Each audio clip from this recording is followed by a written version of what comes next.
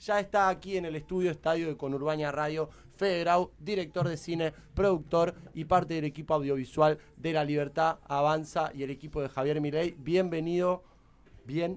¿Cómo está, Fede? Bien, todo bien, Mati. Gracias, gracias por la invitación y por permitirme estar acá acompañándolos a todos ustedes. Zarpado, Fede. Nosotros estábamos, de hecho, cuando me hablaste, veníamos en búsqueda, ¿no? Digo, estamos en un momento, y ya me meto de lleno en la entrevista, Fede, donde sorprendió a muchos el resultado de... A nosotros también, igual, ¿eh? Y generó... Mira, yo te cuento, yo te puedo filtrar información de tras bambalinas. Por favor, quiero datitos de atrás de las bambalinas. Yo estaba, antes de que salieran las pasos, estábamos todos nerviosos. Me acuerdo que Javier había hecho la transmisión en vivo por Instagram, donde presentaba su plataforma electoral. Yo estaba ahí grabándolo. Y hay un loco, discúlpeme que ahora no me acuerdo el apellido, disculpa, que es como el estadista de Milei, el que se encarga de manejar todas las estadísticas de él, los estudios, todo, ¿no? Y me acuerdo que yo que me comía las uñas, porque no sabía cómo venía todo, como cada vez salían noticias de que lo golpeaban por un lado, golpeaban por el otro, todos estábamos como, che, a lo mejor no nos sale bien, a lo mejor no nos va bien. Lo agarramos a Santiago, el estadista, junto con Santi Oria, que es mi jefe. Lo agarramos y dije, Santi, ¿qué onda? La posta, decimos, tirando la posta, vos que tenés la posta, tirando la posta. Y esperamos que él nos diga algo esperanzador. Y él nos hizo como un... Ah, lo peor. Sí, no, cuando hizo eso yo, amigo, ¿qué nos vas a decir? Yo lo agarro y le digo, bueno, él nos dijo esto. Bueno, les cuento lo que nosotros interpretamos. Bien. Lo que nosotros interpretamos es lo siguiente. Históricamente en las PASO no va al 100% del electorado. Va entre un 50 a un 70%. Y hay mucha gente que está muy frustrada, que ya directamente no quiere saber nada con la elección, nada. Así que calculamos que si participa más de un 65% del electorado, calculamos que vamos a estar entre 21 y 24 puntos. Ajá. Si va menos de un 65, tenemos miedo de no llegar a los 19. Uf. Cuando dijo eso, nos quedamos todos ahí, nos miramos las caras, ¿viste? Ahí como, bueno, vamos a hacer lo que... al final de cuentas va a ser lo que la gente quiera, porque es un sistema democrático y si la gente lo elige bien y si no lo elige bien también. Claro. O sea, uno se frustra por el trabajo que uno puso, pero al final de cuentas es el pueblo hablando, así que nos lo tenemos que bancar. Y cuando estábamos ahí en el búnker y salta la primera... el escrutinio casi final, con un 80 y pico % de las mesas escrutadas, y salen los 33, porque antes del escrutinio final eran 33,4 puntos. Nada, explota todo. Yo no llegué ni a ver el número, porque estaba con la cámara, explota, me caigo para atrás. Yo sabía que la gente estaba festejando, yo estaba feliz porque sabía que había pasado lo bueno, pero no sabía el número. Claro. Y hasta que meto la mano en la gente, las muevo así, y ahí veo, y digo, 33,4 puntos. Está pasando. Che, ¿y a qué atribuyen en el equipo este triunfo que, bueno, claramente superó las expectativas que tenían hasta ustedes mismos? Sí. Mirá, yo lo venía hablando muy bien. Habíamos charlado que yo arranqué a trabajar en el equipo de Javier a través de Santiago Oria, que es el director de la película de Milei, La Revolución Libertaria. Sí, no la terminé, pero la empecé a ver. Está muy buena la peli, a mí me gusta a nivel documental, todo lo que plantea. Y voy a citar como algo que dijo Santiago de esa película, porque a mí me quedó muy, muy firme, y te lo mezclo con parte de nuestra estrategia electoral, ¿no? Me gusta. ¿Qué es lo que me dijo Santi? Santi lo que decía en esa película, y lo que dice en el documental es lo siguiente. Dice que en Argentina siempre, de muchos años, de toda la vida, siempre hubo gente que se autoidentificaba como libertaria, o por lo menos conmuta con los ideales libertarios, pero nunca se logró armar un partido libertario. Claro. Y entonces la gente, por más que se sienta libertaria o tenga ideales que se podían asomar o asociar a los del Partido Libertario, no tenían nadie en el electorado que represente esos principios, valores y creencias libertarias. Y las pocas veces que en algún momento asomó la cabeza el Partido Libertario, como la extinta UCD, o con Expert en el año 2015, la gente no los votaba, por más que se sientan identificados con él, porque no creían que tengan posibilidades reales de ganar. Y la gente no le gusta sentir que desperdicia su voto. A final de cuentas, en un sistema democrático en el que estamos, si yo voto al que pierde, la sensación que te va a quedar el resto de los 4 años es que te tocó algo que vos no elegiste. La gente quiere votar al que siente que va a ganar. Entonces, cuando estábamos con el equipo de Milei, hablando de la estrategia electoral, antes de las PASO, me dijo, tenemos que laburar todo lo que podamos y tenemos que salir mejor parados en las PASO. mientras mejor parados estemos en las PASO, vamos a poder absorber votos. Vamos a poder capitalizar los votos de espacios opositores que quieren votar al Partido Libertario, pero no los votan porque piensan que no tiene posibilidades reales de ganar. Claro. Y gente que vota al partido oficialista, que lo sigue votando solamente porque no creen que haya la posibilidad de una Argentina distinta, porque el oficialismo tiene mucho poder. Entonces tenemos que lograr quedar mejor parados en las PASO. Y en nuestra mejor expectativa, o sea, la mejor expectativa que teníamos era salir primeros, pero no mejores que Juntos por el Cambio juntos. Bien. Esa, incluso hasta salir segundos con Juntos por el Cambio haciendo el espacio con más votos, o a lo mejor el oficialismo como el mejor espacio y nosotros segundos con más votos individuales, pero menos en el espacio. Che, y de la teoría esta del voto bronca, sí. ¿Qué piensan? La verdad yo no, al menos yo no estoy de acuerdo. Primero, lo primero que tenemos que poner en tela de juicio es la idea que yo considero errónea que plantea la gente sobre el voto bronca, porque es como dar a entender que, o sea, básicamente la democracia funciona así. Uno se postula, gana, y la gente te va a reelegir o te va a votar en pos de muestra que podés cumplir las expectativas de lo que vos prometiste. Y si vos estás haciendo un buen trabajo y la gente está contenta con las cosas que vos estás haciendo, te vas a ir eligiendo en el tiempo. O por lo menos vas eligiendo a tu espacio, vas a ir eligiendo a tu partido. Y entonces, la idea de un voto bronca me da la sensación que es un poco lavarse las manos de las cosas que estuvieron pasando este último tiempo. O sea, la Argentina viene en una decadencia importante de hace ya un largo tiempo y esos problemas que han estado ocurriendo en algún momento tenían que influir en el electorado. Porque lo que termina ocurriendo es que vos, a lo mejor, al partido que uno elige, dice, bueno, yo te banco, las cosas no van bien, pero vos me estás prometiendo que después las cosas van a cambiar, entonces te sigo eligiendo. Siguen mal, te sigo eligiendo, siguen mal, te sigo eligiendo, siguen mal, te sigo eligiendo, pero va a llegar un punto donde uno dice, che, amigo, disculpame, pero hace 10 años me estás diciendo que esto algún día va a ser diferente y no está siendo diferente. Cuando Macri gana la presidencia en el año 2015, principalmente era porque ya había un hartazgo de la política tradicional y querían probar con algo diferente. ¿Cuál fue el problema? Que ese sistema nuevo que plantearon no funcionó. Claro. Por eso volvimos al sistema oficialista. Pero el hartazgo ya venía de antes. Sí, sí, es como una especie de los outsiders. Sí. Entendiendo que cambiemos por ahí, ya, nada, digo, la alianza con el radicalismo, ganar, perder, digo, yo lo veo también como, en términos prácticos, ¿no? Sí. Porque Milei es un outsider de la política. Hoy mucho más consolidado, pero digo, forma parte de esa esperanza, eso que hablábamos también, de que el voto a veces es puesto en una esperanza. Y en relación a eso, pensar cuáles son las propuestas de Javier Milei que hacen que la juventud lo acompañe tanto para vos. Bueno, es una pregunta interesante. Yo te digo mi visión, porque yo tengo 23 años, entonces yo entro dentro del target de la juventud que lo acompaña a él. Y o sea, te lo quiero explicar, pero no me quiero poner emocional. O sea, ¿qué ocurre? Estamos en confianza. Estamos en confianza.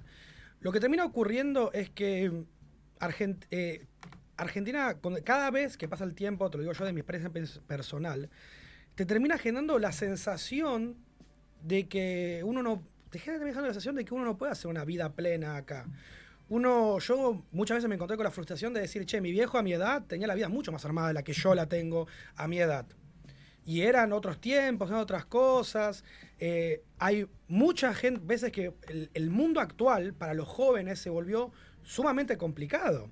Estamos hablando de que estamos viendo en una Argentina actual donde la gente necesita de palanca para poder salir adelante, y ese antiguo pensamiento que a lo mejor tienen nuestros padres, nuestros abuelos de no, estudiar y trabajar, porque cuando estudies y trabajes vas a estar bien, claro, se va continuamente diluyendo a medida que nos chocamos con la realidad de que no siempre es así. Al menos no en la Argentina que tenemos hoy día. Yo el otro día estaba leyendo un estudio sobre una enfermedad mental que está ocurriendo en todo el mundo, pero sobre todo en Argentina, que se llama el síndrome de la eterna juventud, que habla sobre cómo los jóvenes no pueden sentirse adultos porque ya teniendo más de 25, 26, 27, 28 años no pueden solventarse a sí mismos completamente y todavía necesitan del apoyo de sus padres porque económicamente no pueden irse de su casa, o si se van todavía requieren del apoyo de sus padres, y esas son cosas que no estaban ocurriendo actualmente, que no estaban ocurriendo en el pasado. Yo, la cantidad de veces que me planteé irme del país fueron enormes, y te voy a contar una cosa que a lo mejor me juega en contra porque a lo mejor estoy cayendo en lo mismo que critica la persona que dijo esto, pero yo te lo digo porque ojalá que no sea así. Yo me acuerdo que uno de los días donde yo más me caí de jeta y dije, che, a lo mejor sí me tendría que ir al carajo de este país, estaba viendo una película, estaba viendo una escena de una película que trata justamente de un director de cine que se va de Argentina a Estados Unidos, hace su carrera, se vuelve exitoso, pero deja a su familia en Argentina. Su hijo un día lo va a ver, charla con él y en un momento le agarra y le dice al papá, che, pa, ¿pero vos no extrañás a Argentina? Él le dice, no, ya no. No, Argentina no la extraño. Me dice, ¿seguro? Y le dice, sí, porque uno no extraña el país, uno extraña a la gente, extraña las costumbres, extraña el ambiente, pero el país no lo extrañas porque el país es un pedazo de tierra, le dice. Y le dice, bueno, pero vos sabés que Argentina es lo más lindo que hay, algo así, le dice. Y el tipo se pone re firme y le dice, no, amigo, estás muy confundido con lo que estás diciendo. Te voy a decir lo que es Argentina. Argentina no es un país, Argentina es una trampa. Argentina es como una especie de novia tóxica que está todo el tiempo convenciéndote que algún día las cosas van a cambiar y como vos te convences, te mantenés en relación con ella. Pero te digo algo, no cambia nunca. Argentina no cambia nunca. Y yo me puse re mal ese día. Me puse re mal ese día porque dije, ¿no será que yo también soy de esos que nos quedamos porque estamos convencidos de que algún día las cosas van a ser diferentes y en realidad no cambian nunca? Y yo me mantuve alejado de la política durante años como si la política fuera una bomba nuclear. Y ahora que me metí de cabeza, me metí porque yo no quería ser de los que se sientan a quejarse y dicen, qué mal que está todo. Claro. Yo quería ser de los que están ahí trabajando para que las cosas sean diferentes, para que las cosas cambien. Y entonces, hasta que no apareció el Partido Libertario, no fue que yo dije, che, realmente acá hay alguien con el que me siento identificado, con valores con los que yo conmuto, con los valores de la libertad, que me da una propuesta clara de qué hacer, cómo hacer. Y sobre todo que me propone un modelo diferente. Claro. Ahí yo veo una dicotomía, yo lo he charlado mucho, de esta cuestión de la salida de Ezeiza, ¿no? Sí. Que es algo que aglutinó a muchos jóvenes. Y aún así veo que en el discurso liberal hay un montón de cuestiones que hacen a la cuestión de la patria, sí, ¿no? Y de la nacionalidad y el país y un país mejor. Digo, a veces me hace ruido y no logro entender esa dicotomía entre van a gobernar la Argentina, sí, con un cuerpo de militantes o gente que los acompaña, que a veces tiene esta dicotomía. Eso como una observación. Después, avanzando sobre el tema de la campaña y muy interesado en lo que nos venís aportando, se viene hablando mucho en términos de el loco Milei en su momento, por eso hablamos de esto del outsider, de los gritos, de los zurdos empobrecedores, del negacionismo de la última dictadura cívico-militar, de la ideología de género como algo, como un cáncer que hay que terminar. Y a mí lo que me da la sensación es que esos temas no se pueden explicar sin violencia. Entiendo. ¿No? ¿Cómo empezamos a explicar estos temas como esto de la casta, los zurdos empobrecedores, el negacionismo de la dictadura cívico-militar y la cuestión de la ideología de género sin violencia y poniendo arriba de la mesa las posturas del espacio de la libertad avanza? Mira, está muy bueno lo que vos me explicabas porque yo creo que justamente una de las razones por las que yo me metí a no me gusta usar la palabra militar porque no estoy ni siquiera asociado al partido. Yo soy técnico de Javier. ¿No te afiliaste al partido? No, porque si no tenía que ir a militar y no podía estar grabándolo, claro. ¿Viste? Entonces me dijo, no, vos quedate donde estás porque no estás aportando desde tu lugar, ¿viste? Entonces dije, bueno, dale, ¿viste? Y yo justamente creo que una de las cosas que yo más puedo aportar es esa postura de explicar las cosas con tranquilidad, con calma, que justamente yo lo que considero es que me encanta Javier, me encanta su energía, pero también entiendo que mucha gente se pueda sentir asustada o apabullada de cómo él explica las cosas, de cómo él es tan, la palabra es efervescente, apasionado. Y yo conmuto con ese sentimiento. Me acuerdo un día en donde él dijo, a mucha gente no le gusta porque yo grito mucho, pero yo grito porque estoy frustrado, porque estoy enojado con cómo están las cosas. Y yo considero que es verdad, y por eso a veces yo medio quiero hacerle un contrapeso y explicar las cosas como a mí me salen explicarlas. Entonces ahí te voy a tocar un poquito, punto por punto, me encanta las cosas que vos me dijiste, la ¿no? Pregunta, te quiero. Sí. Lo primero, por ejemplo, a mí me encanta hablar, a esclarecer, porque yo pienso que la gente que... para mí, la gente que no conmuta con las ideas de la libertad avanza, yo las divido en 3 grupos, de las cuales 2 me parece que son medio incorrectos y el tercero está bien. El primero es gente que cree que Javier o su grupo propone cosas que nunca dijo y nunca propuso. Bien. pero que desde los partidos contrarios se promueve mucho, como que sí las dijo y sí las propuso, para generar esa sensación de miedo. El segundo es gente que sí escuchó a Javier, o sí escuchó a Javier decir y proponer cosas, pero que no entendió el trasfondo de cómo funcionaba lo que él quiso decir y proponer. Y el tercero es gente que sí lo entendió y no le gustó. Y eso es perfecto, porque así funciona la vida, ¿no? Bien. Dentro de lo primero, que a mí me gusta charlar sobre el tema de, por ejemplo, del blanqueamiento ¿cuál fue la palabra de la dictadura militar? La palabra El negacionismo. Bien, sobre el negacionismo de la dictadura militar, hay dos respuestas, una corta y una larga. Primero la corta. La corta es, no niegan la dictadura militar y no hay negacionismo de la dictadura militar. La respuesta larga es la siguiente. La respuesta larga es que lo que se utilizó para decir que La Libertad Avanza es negacionista de la dictadura militar fueron algunos comentarios que Javier dijo que yo considero que él tiene razón con lo que está diciendo. Y ahí voy a hacer una corta reflexión. Lo que no le gusta a la Libertad Avanza es el blanqueamiento que hay sobre la historia, sobre lo que ocurrió en la dictadura militar. El principal problema es que hay muertos en ambos lados del bando de la dictadura militar, tanto del lado de ¿cómo se llama esto? Del lado de los dictadores, del lado de los militares, y también hay muertos del lado de la fuerza revolucionaria, por decirlo de algún modo. Y entonces lo que termina ocurriendo es que hay que acabar, y yo lo hablé con un amigo, hay que acabar con esa mentalidad de que el fin justifica los medios. Para mí, uno de los peores males que hay sobre la humanidad es el pensamiento maquiavélico de que el fin justifica los medios y que si vos sos el bueno y el otro es el malo, cualquier cosa que hagas va a ser justificable en el tiempo con tal de derrocar al malvado y derrocar al bueno, porque eso lo que termina haciendo es darte carta blanca a hacer un montón de atrocidades y después blanquearlas en el tiempo diciendo que fue un mal necesario. Claro. Entonces lo que termina ocurriendo es que mientras que, por un lado, está el pensamiento de el fin justifica los medios, el pensamiento de la LLA, de la Libertad Avanza, es más, cuando combatas a un monstruo, no tengas miedo de tener cuidado de no convertirte en un monstruo peor. Entonces, los comentarios de Villarruel, sobre todo, que es la que más habla sobre el tema, no tanto Milei, van por el lado de decir, hey, hay un blanqueamiento histórico de un grupo que es verdad que luchaba contra una dictadura militar, pero tiene muchos muertos a sus espaldas y gente inocente que murió como efecto colateral de esta guerra. Y en el Museo de la Memoria, en los actos, esas cosas, no se recuerda a esta gente porque se las trata como víctimas necesarias de un proceso de desmilitarización.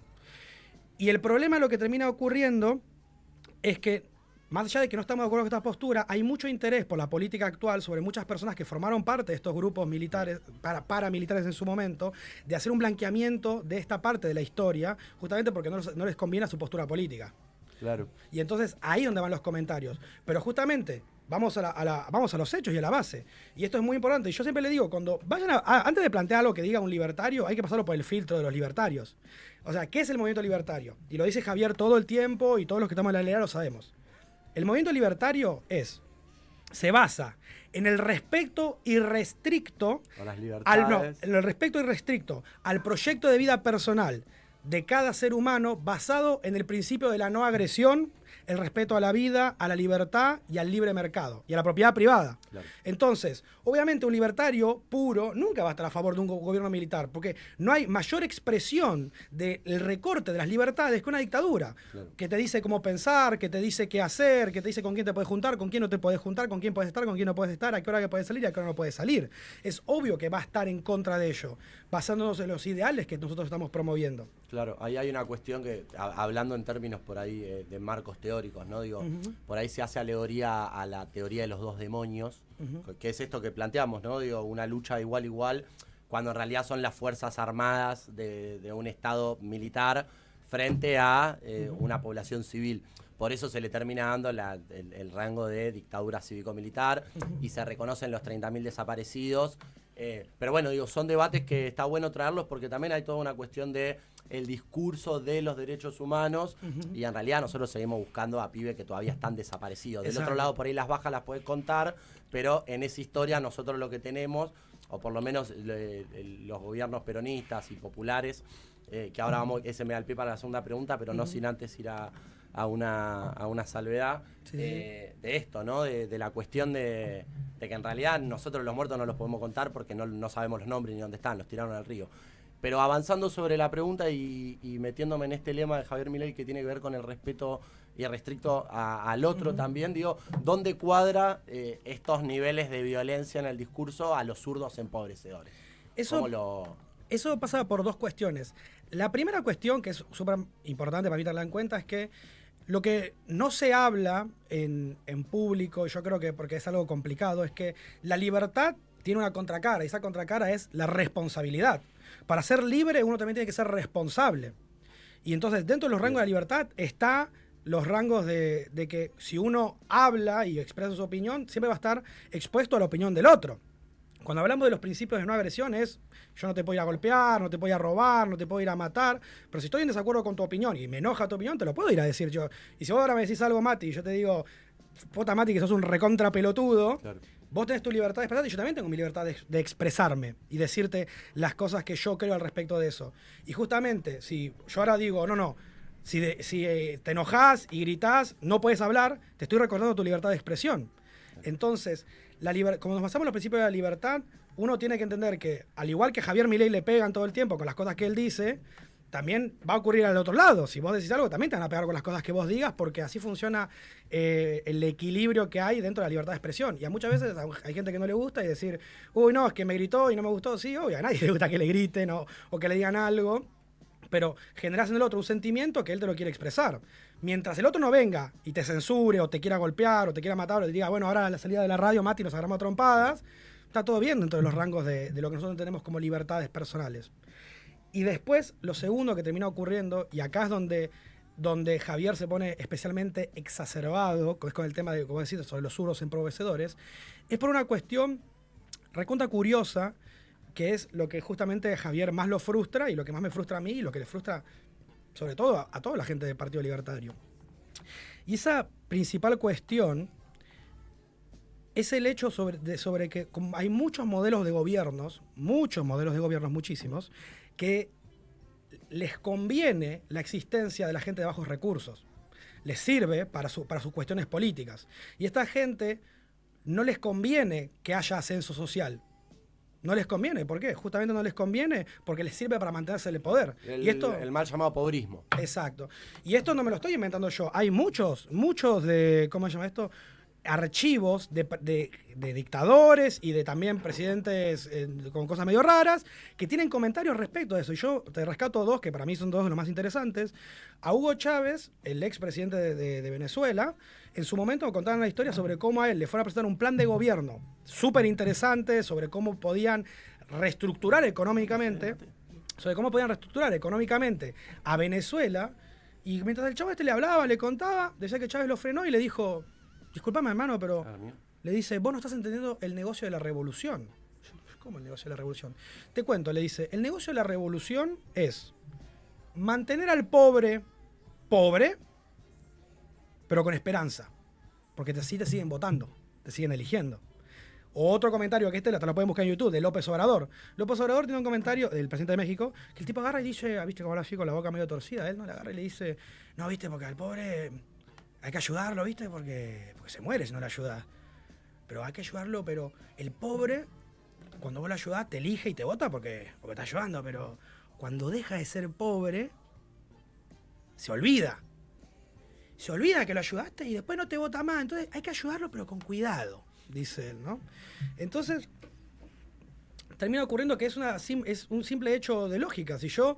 El otro día me decía un tipo, dice, no, pero yo soy pobre, como soy pobre, voto al que ayuda a los pobres. Y yo le digo, bueno, y si vos votás al que ayuda a los pobres porque sos pobre, al político, ¿le conviene que deje de ser pobre o le conviene que siga siendo pobre? Y si si solamente los pobres los votan, ¿le conviene que haya más pobres o que haya menos pobres? Entonces, lo que termina ocurriendo es que a efectos teóricos, en la teoría, el populismo suena súper bonito. Pero hay mucha gente, y no es culpa del populismo, es culpa de la corrupción que hay en el poder. Gente que se hace llamar populista, pero en realidad viven de la pobreza de la gente. Y entonces lo mismo, el problema no es con el socialismo como tal, ni con el comunismo como tal, sino el propio ser humano que corrompe el modelo para sacar ventaja. Y eso es lo que Milei llama la casta. La casta es eso. Y yo todavía lo explico porque mucha gente me dice, no, pero entonces Milei, si es político, también es casta. No.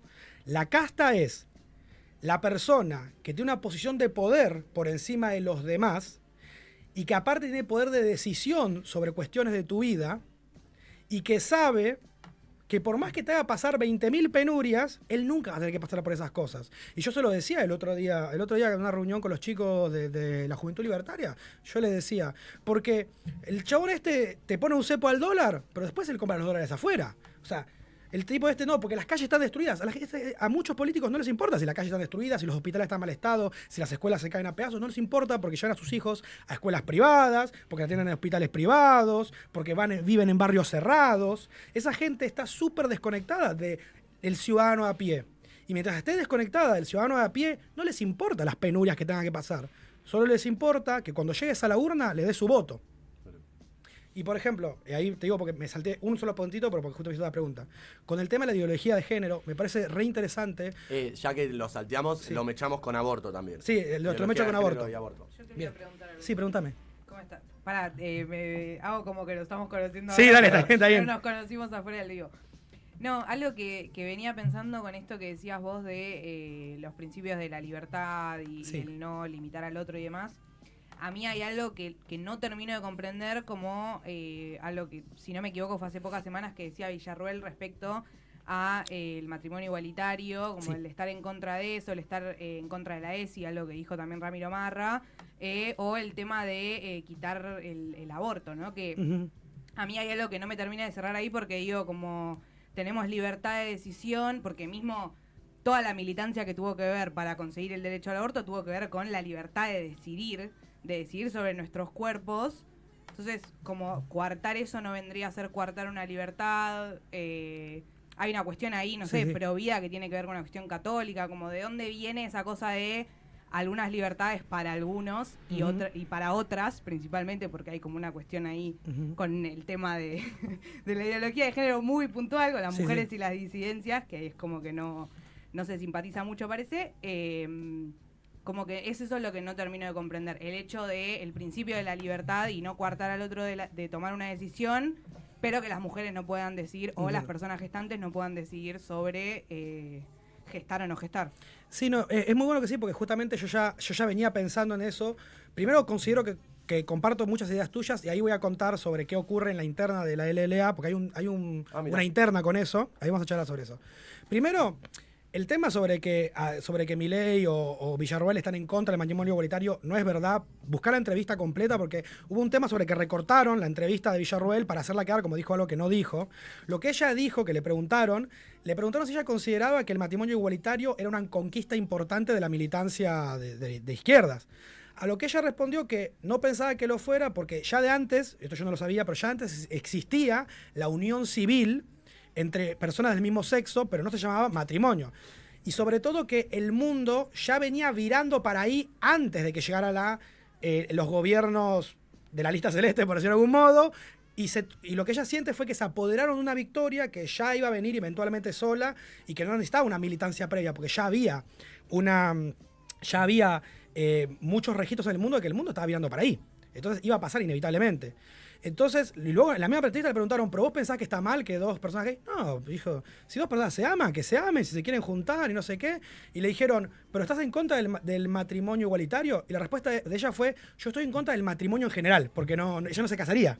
Pero no es que está en contra del matrimonio igualitario, ella dijo que no le gusta la idea de casarse, en general, con cualquier persona. Incluso, y con el tema de la ideología de género, también hay una mentira ahí, mentira metida a mala hazaña. El problema, los libertarios, sobre todo Javier, no está en contra de los gays, no está en contra de los transexuales, no está en contra de ninguna de todas esas cosas. Lo que está en contra es de la politización de esos temas para hacer clientelismo, que nosotros llamamos ideología de género. Y hay una entrevista de Javier que la puedes buscar donde él dice, yo no tengo ningún problema con que te guste quien vos quieras, que te identifiques como vos quieras. Si vos querés decir que sos, no sé, vos me querés decir, soy un puma, bueno, sos un puma. Además, yo estoy dispuesto a ayudarte. Estoy dispuesto a que vos me digas, decime el puma o le puma, y yo te digo como vos quieras. Porque es tu libertad y vos podés identificarte como vos quieras. Y luego dice, pero que eso pero que eso costéatelo de tu bolsillo, que no te lo costee el Estado. Porque ahí es donde viene el problema. ¿Qué es lo que les molesta a la LLA? Y te lo voy a decir porque... El Estado. Es que el Estado meta mano en las libertades personales. Ese es el problema. Y ahí es donde viene el punto que yo quiero aclarar, que para mí es re importante. Lo que molesta en la LLA es que el Estado quiera hacer clientelismo con un tema de tu libertad privada.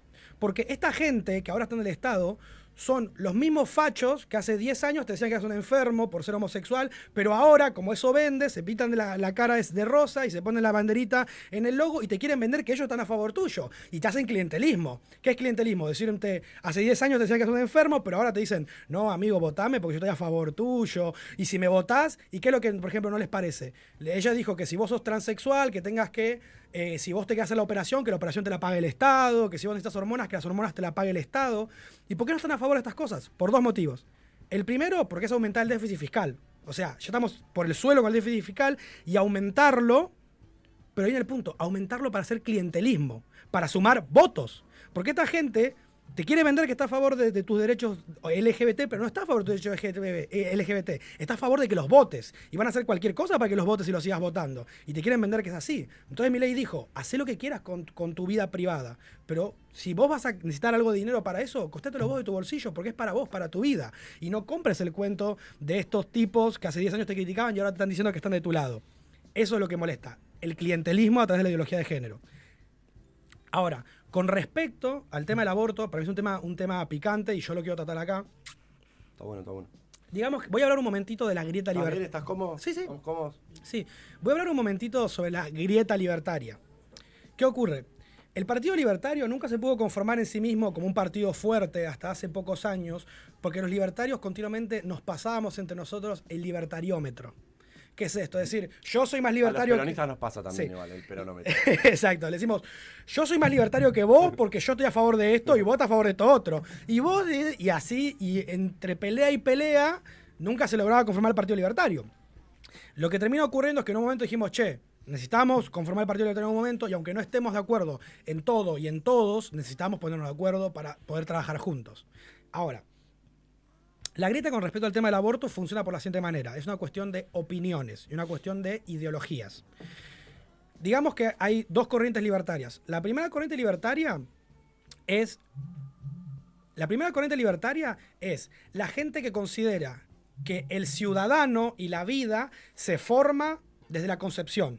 O sea, cuando nace, cuando el feto, cuando ya está el cigoto formado, que es cuando el espermatozoide se mete en el óvulo, hay una corriente libertaria que considera que ahí nació la vida y nació un ciudadano. Entonces, ¿qué dice el libertario que va por esta corriente? Si mis principios dicen que yo tengo que defender la vida y tengo que defender la libertad y yo mato a un cigoto, estoy haciendo, en primer lugar, estoy fallando al principio de no agresión, porque estoy matando a un ciudadano. Y en segundo lugar, estoy fallando el proyecto de vida. ¿Por qué? Porque esa persona va a crecer y va a tener un proyecto de vida y yo se lo estoy cuarteando. Ahora, dentro de esta corriente hay una segunda corriente. Que yo soy más de la segunda corriente. ¿Cuál es la segunda corriente? La segunda corriente es que consideramos que la vida no es a través de la concepción, sino que es a través de la conciencia. O sea, a través de que se desarrolla el sistema nervioso centralizado para que la persona se pueda autopercibir como un ser vivo. Claro. Dentro de esta segunda corriente libertaria, no vemos en el aborto y en el aborto la muerte de un ciudadano porque consideramos que el ciudadano no se conformó hasta que no existe la conciencia. Entonces, este segundo grupo libertario que dice, si yo no le dejo a la mujer abortar, estoy guardando su libertad de proyecto de vida. Entonces, están las dos corrientes. Hay libertarios a favor y hay libertarios en contra. El tema es que estos dos grupos siempre se pelearon y nunca pudieron conformar partido. Ahora se juntaron porque sentían que las libertades individuales de los argentinos corrían riesgo. Entonces se juntaron para conformar un partido. Pero ¿qué dice? Y esta parte es importante. ¿Qué dijo Javier? Javier, un problema que tiene, que no es un problema. Nosotros lo vemos como un problema porque estamos acostumbrados a la política, que se tiene que medir, que no te puede decir. El problema de Javier es que él te dice lo que él piensa. Pero él no es un dictador. Por más que él piense que está mal el aborto, no te va a venir a quitarte el aborto, no te lo va a prohibir. Es más, no lo puede hacer. Primero porque no tiene poder absoluto, porque no vivimos en una dictadura, vivimos en un gobierno federal que tiene cámaras, que tiene diputados, que tiene legislatura. Entonces no puede venir y derogarlo y ya está. Incluso, aunque lo pueda hacer por decreto, él ya dijo que no lo va a hacer. ¿Por qué? Porque él entiende, y lo dijo muchas veces, pueden buscarlo, que él no está a favor, pero quiere que la gente decida. O sea que si la gente lo quiere, por más que a él no le guste, lo va a tener que aceptar. Entonces, ¿qué es lo que dice? Por más que Javier tenga sus ideas, nunca va a poder pasar por encima de tus derechos, principalmente porque hay una Cámara de Diputados que está conformada por muchos partidos que tienen distintas ideologías, y al final de cuentas, si se falla a favor de una ley, es porque se pusieron de acuerdo todos para fallar a favor de esa ley. Incluso dijo que de ser necesario, o sea, que de ser necesario, si llegara a esa distancia donde el tema se vuelve muy recalcitrante, podría mandar la ley a plebiscito. O sea, que la gente vote si la quiere mantener o no la quiere mantener. Pero él jamás vendría y quitaría la ley por su poder porque va en contra de los ideales de la libertad. Él entiende que le guste o no le guste, hay gente que piensa diferente. Lo que sí, él nunca va a mentir, no te va a decir, no, yo sobre este tema no opino, porque no. Él te va a decir lo que él piensa. Después, cada uno es libre de elegir las cosas como él quiera. Bien, Fede. Fede, ¿por qué Milei y no Bullrich? Muy buena pregunta. Y está también lo mismo. Voy a robarle un poco a mi profe, a mi jefe Santi, ¿no? ¿Qué me decía Santi? Actualmente en Argentina se libran dos batallas, ¿no? La primera es la batalla electoral. La batalla electoral es las urnas, a quién se va a votar. Pero en el fondo hay una batalla más grande, histórica, que lleva cientos de años en la humanidad, que se llama la batalla cultural. La batalla cultural es qué piensa la gente, ¿no? Y los libertarios siempre creyeron y creen hasta hoy día que la batalla más importante no es la electoral, es la cultural. Y esa batalla se logra a través de la educación, no a través del electorado. Por eso Milei, antes de ser candidato, fue profesor, fue economista y salió en la tele hablando, porque ahí él decía que estaba combatiendo la batalla cultural. Él estaba enseñando los valores de la libertad para que la gente que los conmute eventualmente cambie la batalla electoral. Él dice, si vos ganás la batalla cultural, que es a través de la educación, a través de los principios, a través de los valores, eventualmente se gana la batalla cultural, ¿no? Y lo que ocurre, lo que dice Santi Oria en el documental de Milei, es que cuando aparece el PRO da batalla electoral. O sea, se presenta como la oposición al oficialismo, pero no da batalla cultural. O sea, no propone una ideología distinta, no propone un pensamiento diferente, no propone una Argentina distinta. Al final de cuentas, hay como las tres posturas, y te las digo como para que las pongas bien. Si vos votás al oficialismo, lo más probable es que estés de acuerdo con el modelo en el que estamos viviendo hoy y quieras que ese modelo se mantenga porque vos crees que este modelo nos va a llevar a tener una mejor Argentina. Si votás al gobierno, si votás al PRO, lo más probable es que tu pensamiento sea, no me gusta el modelo actual, pero tampoco lo quiero cambiar. O sea, quiero pulirlo y no me gusta esto, no me gusta esto. Y el PRO lo que hace es como una versión descafeinada del cambio, donde te propone mantener más o menos el mismo modelo con ligeras modificaciones que, si desde tu punto de vista pensás que esas ligeras modificaciones son las necesarias, posiblemente votas al PRO. En cambio, si vos votás a la LLA, a la Libertad Avanza, es porque estás buscando algo completamente distinto. Un gobierno distinto, con una mentalidad diferente, con principios y valores distintos, con una visión macroeconómica diferente. Y eso es la diferencia. Por eso Milei lo dijo. El PRO es como una segunda marca de la LLA. Y si bien puede sonar... Quinta, dijo. Sí, como no puede ser ni quinta marca. O sea, ¿qué quiso decir con eso? Que no propone la base, de base no propone un cambio real. Está proponiendo un ligero viraje al modelo que ya tenemos. Que puede ser mejor, puede ser peor, depende de lo que a vos te guste. Y en base a eso se va a decidir en la urna el día que lleguen las elecciones. Che, ¿y será que esa interna de la que hablábamos recién dentro de la Libertad Avanza tiene un poco que ver con esto? Digo, los dichos de Macri, la cercanía, ¿por dónde corre esa? Yo creo, o sea, esto ya es opinión mía porque yo a Javier no le pregunté, ¿viste? Tampoco le voy a preguntar porque no sé si le va a molestar, ¿viste?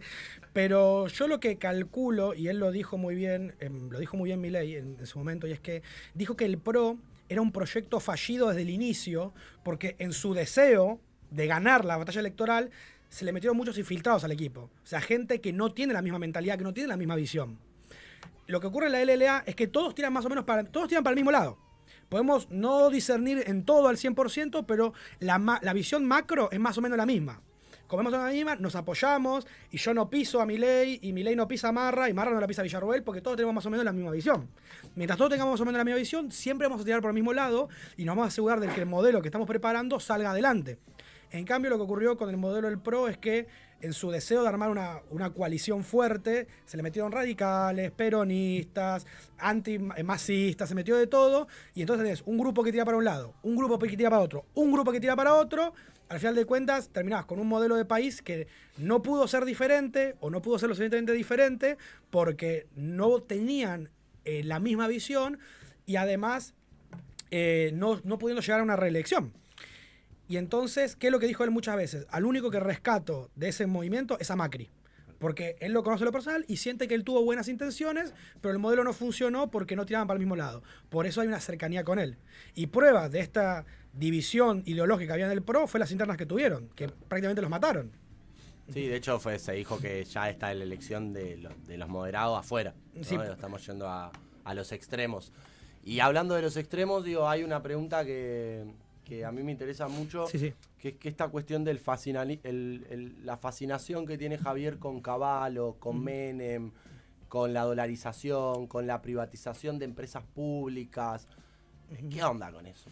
Bueno, es interesante lo que me estás planteando y ahí te lo cuento porque yo también de entrada fue como, a ver, contame cómo funciona esto, porque yo no lo entiendo, ¿viste? Bueno, ya me cuenta, bueno, mira, las cosas funcionan así, ¿no? Para empezar, lo primero que tenemos que entender cuando hablamos sobre el pasado de la historia argentina es dos cosas. Primero, ponernos en un contexto histórico. Y el contexto de Menem y de Cavallo son distintos porque unos son los 90, otros son los 2000, o sea que los vamos primero a separar, ¿no? En primera instancia. En segunda instancia vamos a hablar sobre mi visión, porque lo que te decía es mi visión sobre las políticas Javier. La principal razón por la que Javier es tan, la palabra es duro con ciertos temas, es porque lo que él quiere evitar es la corrupción de los sistemas. El problema que hubo en el 2001 con el tema de la convertibilidad, esta parte es muy importante porque yo quiero aclarar, porque mucha gente dice, no, porque lo que Javier quiso hacer ya se intentó acá. No, nunca se intentó las ideas como tal de Javier, porque no hay que mezclar convertibilidad con dolarización, son cosas distintas, que parecen lo mismo, pero no son cosas las mismas. ¿Por qué? Porque la convertibilidad, aunque puedas cambiar un peso por un dólar, sigue siendo un sistema bimonetario, donde se manejan dos monedas. Y al manejarse dos monedas, lo que mató a la convertibilidad y lo que hubo detrás de la convertibilidad es el mismo problema que estamos teniendo hoy. Y es, bien, tengo pesos. ¿Cómo respaldo el valor de esos pesos? Para que tengan valor, porque si no, no valen nada. Obviamente, los pesos se respaldan con bienes en mi banco central. Pero ¿qué ocurre? Como tenemos tanto déficit fiscal, tenemos tanta plata que estamos gastando en cuestiones públicas, ¿qué ocurre? Si yo gasto más de lo que produzco, en algún momento tengo que sacar de la caja. La caja es el Banco Central. Si yo empiezo a retirar plata al Banco Central, de entrada no pasa nada. Pero en algún momento voy a tener más billetes circulando que dinero para respaldar el banco. Y eso va a producir devaluación. Si hay más billetes circulando que reservas en el banco, los billetes pierden valor, porque no hay nada que respalde. Porque no hay que olvidar que los billetes son solamente lo que llamamos papel de curso legal, la representación física del tesoro de la nación en el Banco Central. Entonces, si no hay tesoro, porque nos lo gastamos en otras cosas, el papel no vale nada. Ahora, yo les recomiendo que, porque yo lo vi hace poquito, la serie de Star Plus, diciembre de 2001. Ay, la empecé y no la terminé. Vos, terminala porque hace todo, en el 2001 hay toda una especie de blanqueamiento histórico de qué ocurrió con Cavallo, qué ocurrió con De la Rúa, y diciembre de 2001 te muestra como la otra cara de las cosas que ocurrían tras bambalinas.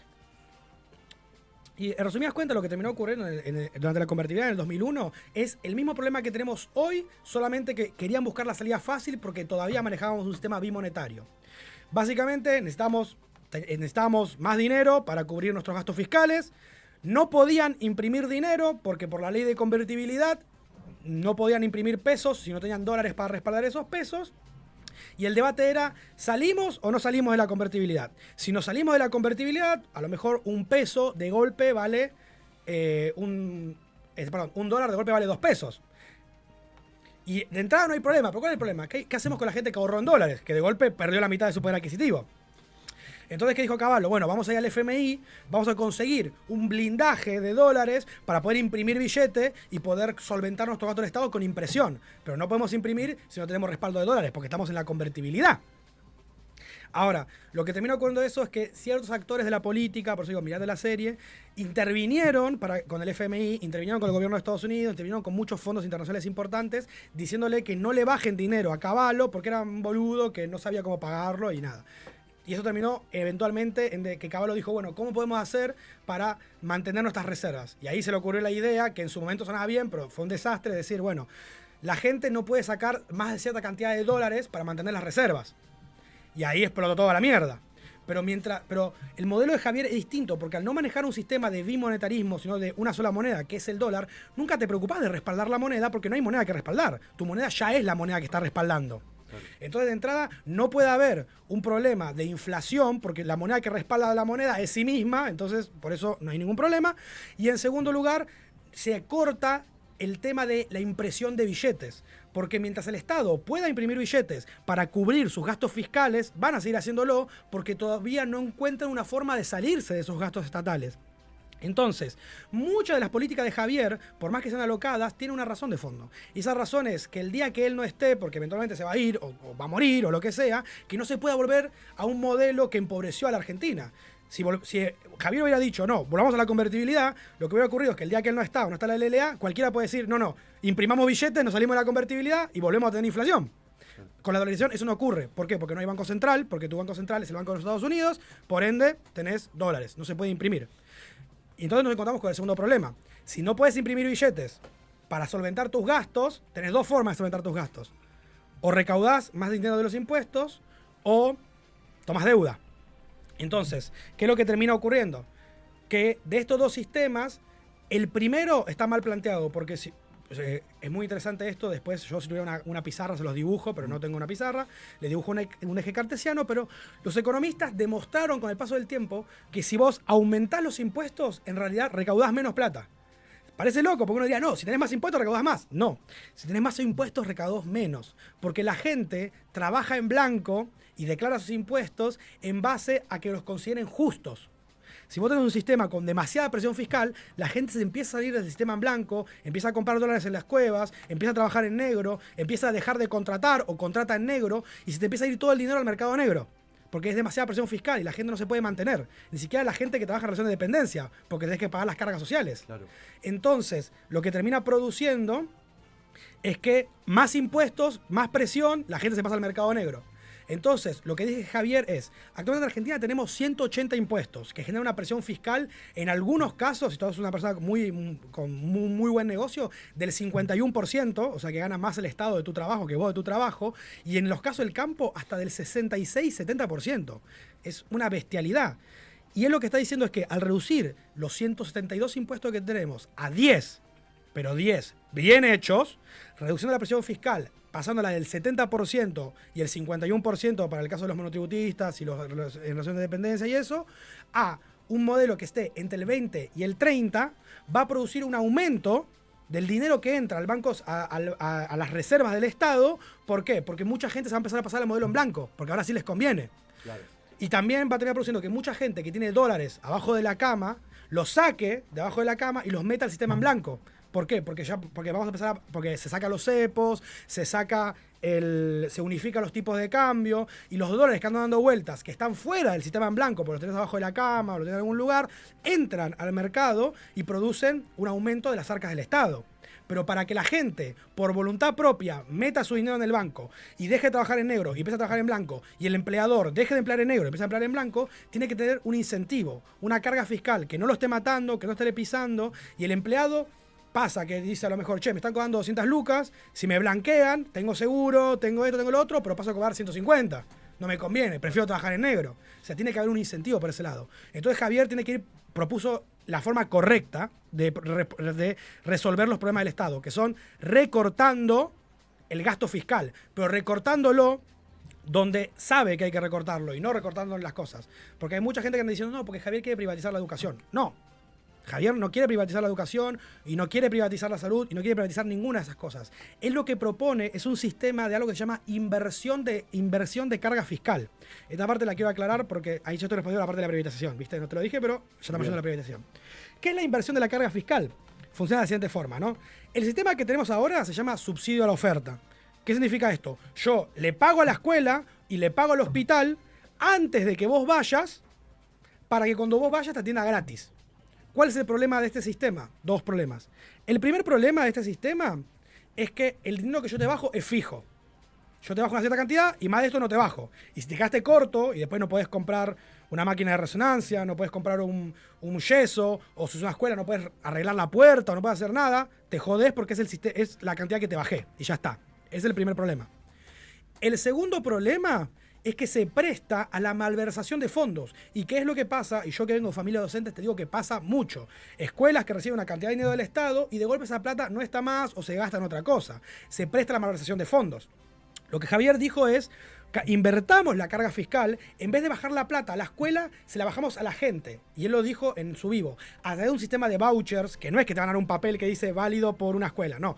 Va a ser un sistema, al menos su visión es de un sistema estilo tarjeta SUBE, donde vos pones a qué escuela querés ir, cuánto sale la matrícula, bueno, no la pones vos, sino que la escuela elige cuánto sale la matrícula, y cuando ya está todo cargado, con esa misma tarjeta pagás la cuota de la escuela. La escuela no la vas a pagar vos, no vas a dejar de ser gratis. La diferencia es que se va a invertir la carga fiscal, y en vez de pagar, subsidiar la oferta, se subsidia la demanda. Y no solamente eso, va a aumentar... va a evitar que se fluctúe dinero a lugares que no queremos que se fluctúe, que muchas veces son las mansiones de políticos en otros lugares, sino que además va a aumentar tus posibilidades. ¿Por qué va a aumentar tu capacidad de elección? ¿Por qué? Porque actualmente tenemos escuelas de gestión privada y escuelas de gestión pública. Y si vos sos una persona de bajos recursos, solo podés ir a la gestión pública.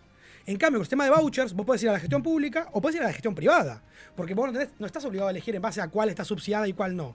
Vos sos libre de elegir a la que vos quieras. Y eso yo lo viví en carne propia porque en mi carrera, cine, acá en Argentina hay 2 universidades que la enseñan de forma pública y son caras las que enseñan de forma privada.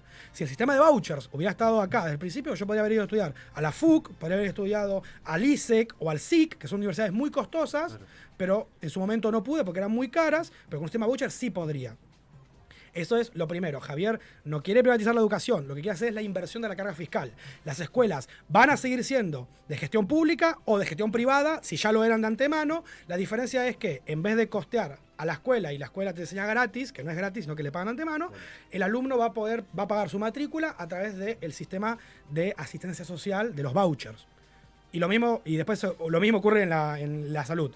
Lo mismo, pero en vez de la escuela, la salud. Voucher de salud. Listo, claro, lo que necesitas. Listo. Después habría que pensar, Fede, ya, y lo voy a anticipar porque estamos sobre el contra horario. Me quedan un montón de cuestiones que debatir, que pensar. De hecho, este esquema de vouchers es como, bueno, ¿y cómo hago yo para sacar al pibe del Eccleston y al pibe de la media 2? Y tienen el mismo voucher, y el pibe de la media 2 puede ir al Eccleston y el pibe de la Eccleston puede ir o de cualquier otra escuela, digo. Hay una cuestión ahí del mérito, del individualismo, de la idea de que cada uno salga adelante por sí mismo, que me parece que amplía el debate como mucho, mucho más profundo para darle la discusión. Pero por el momento la verdad que nos quedamos sin tiempo. Yo creo que hay un montón de cositas más que podemos llegar a charlar en otro encuentro. De hecho, todavía tenemos mucho tiempo de cara a las elecciones, así que ¿quién te dice que estemos inaugurando un espacio de diálogo con equipos de los partidos que han el que han derecho ganado? A réplica también. Y el derecho a réplica, por supuesto. Sí, no, obvio, no. Por Por ahí nos puedes entrevistar vos a nosotros. No, es que, mira, yo quiero cerrar un poquito con esta idea porque para mí es importante que la charlemos. Y es que quiero marcar esta diferencia de que hablar de política no es fácil, ¿viste?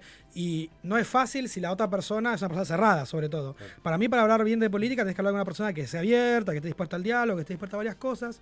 Pero la parte difícil, que yo quiero marcar porque es lo que para mí, como para poner una curita a la grieta que hay entre libertarios y socialistas y viceversa, es que siempre, en cualquier discusión política, en un momento te vas a chocar con una opinión. O sea, ¿qué opina el otro?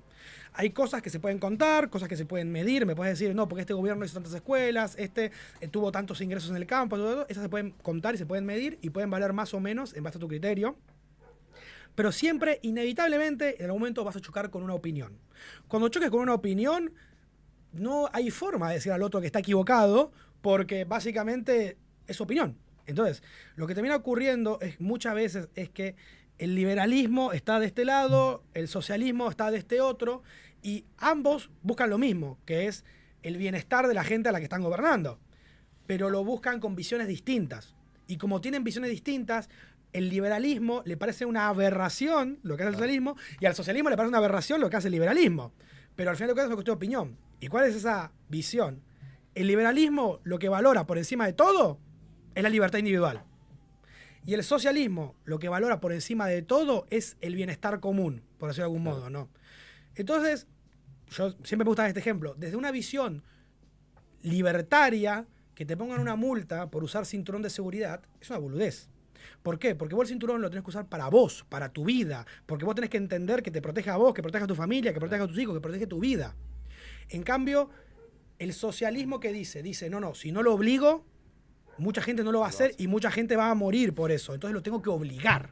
¿Viste? No, y de hecho lo que pasa ahí, como aportando, ahora está la ley de alcohol cero. Sí. La gente sigue chupando y se la sigue poniendo con el auto en la esquina. Y a veces las medidas preventivas tienen esa cuestión de decir, bueno, sí, está bueno eso cuando atenta contra tu vida el cinturón, pero me parece que ahí hay una cuestión de cuál es el rol del Estado, que creo que nos queda una banda por debatir modelos, pero debatimos modelos. Me parece que es muy interesante, que hay un montón de cuestiones que a los demás también les sirven para escuchar desde el equipo de Javier Milei cuáles son las posturas juveniles, pero como te digo, voy a incumplir a otros acuerdos si no le damos un cierre. Yo quiero agregar una última cosa. Es tu programa, Male, puedes hacer lo que quieras.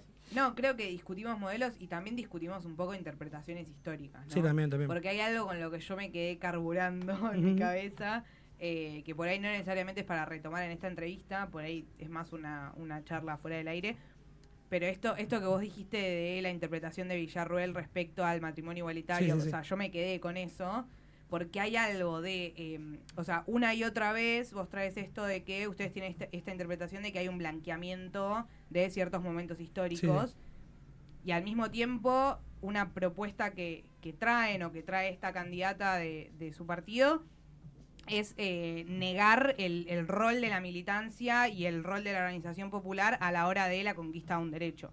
O sea, para mí es como hay algo en lo que es como tengo esta necesidad de discutir y de discernir en que, no sé, toda la sociedad estaba virando hacia la posibilidad de un matrimonio igualitario, o lo mismo en el caso del aborto, o un montón de conquistas que podemos pensar que obviamente quienes somos militantes del campo nacional y popular le adjudicamos a nuestros gobiernos nacionales y populares porque creemos que en el Estado como un garante de derechos y en la posibilidad de tener esas discusiones y en la organización popular y demás y reivindicar esa militancia, entonces ahí como que creo que no solo discutimos posturas, sino también interpretaciones de nuestra historia y de nuestra cultura. Como bien decías vos, mismo hace un par de semanas Mati hablaba de la batalla cultural y la llamó una guerra ya cultural, ¿no? Sí, hay muchas veces guerra, pero suena medio feo. Suena bastante fuerte, suena fea, pero hay algo de como que nos estamos tirando con de todo, entonces me parece que es interesante y una última cosa, me voy a poner los lentes para preguntar esto. Sí, a ver. ¿Es verdad lo de Fátima Flores?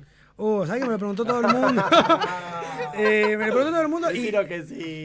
Es que la posta, yo no les quiero mentir porque no quiero hablar en nombre de Javier porque no le pregunté. Incluso Villarruel dijo que si es verdad, a ella no le dijo. Todos teníamos la fantasía de que la novia de Milei sea Villarruel, así que todos la están macheando ahí. No puede ser. Pero bueno, es lo que termina ocurriendo es eso. La verdad que no lo sé. Y respecto a lo que vos decís es que volvemos a lo mismo de la cuestión de opiniones. Los libertarios no ven con buenos ojos la politización de las victorias del pueblo. Porque atribuírselo, o sea, lo que termina ocurriendo es que uno... Pero lo mismo, es una cuestión de opiniones. Uno como libertario no ve con buenos ojos que un gobierno se atribuya la victoria con respecto a una ley cuando en realidad fue lo que impulsaron las personas. Porque eso después lo usan como para cartelearte, para decirte, no, votame porque yo hice esto. En realidad no fuiste vos, fue la gente que quería eso para el pueblo. Sí, igual después el debate más profundo, sí que no tenemos más tiempo. Después lo votan ciertos legisladores y otros no. Entonces Sí, hay una eso también es representación un de tema. partido, porque es lo que discutimos sobre los modelos y las ideas. Basta, la seguimos con una birra después. Nosotros tenemos que ir a jugar al básquet, si no, Barrio Moderno nos va a odiar. Agradecerle a toda la audiencia que está del otro lado, a Pedro, a Solchu, a Martu, Male, Anita, Juanchi. Nos quedaron un montón de cosas por fuera, pero bueno, las seguiremos produciendo por fuera del aire. Fede, muchísimas gracias y ojalá tengamos la réplica en cualquier momento. Dale. Un saludo para todos y nos volvemos a ver. Dale, gracias por invitarme. ¡Réplica!